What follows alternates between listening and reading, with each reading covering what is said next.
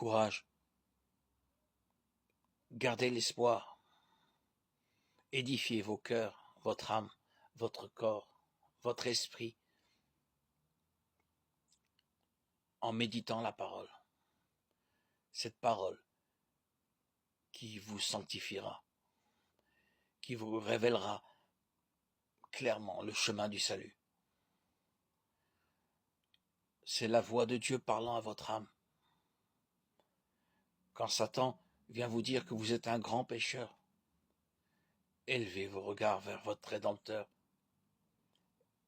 et parlez de ses mérites. Reconnaissez humblement votre péché. Agenouillez-vous devant le Seigneur. Confessez-lui vos péchés. Humiliez-vous. Et dites à l'ennemi que Jésus-Christ est venu dans le monde pour sauver les pécheurs. 1 Timothée 1,15. Il est venu me sauver. Et vous pouvez être sauvé si vous en avez la ferme conviction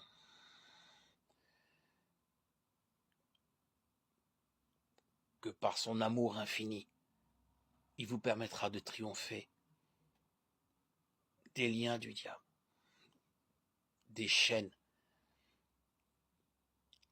qui pèsent sur vous, que le diable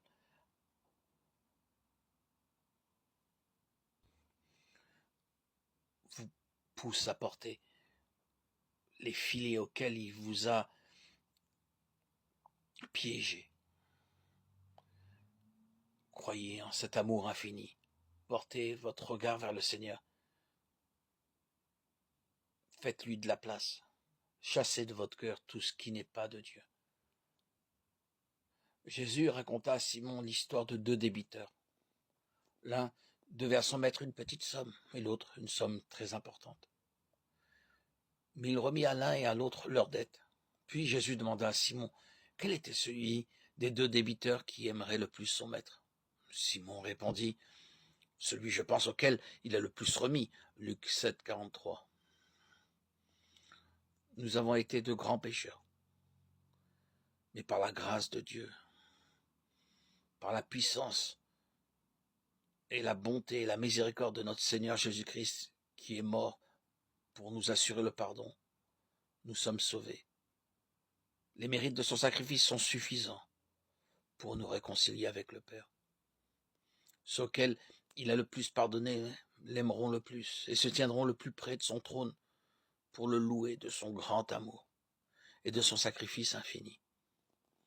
Ce n'est que par une connaissance plus approfondie de l'amour de Dieu que l'on se rend mieux compte de la malignité du péché. Quand nous comprenons le sacrifice infini de Jésus-Christ en notre faveur, notre cœur se fond de tendresse et de douleur.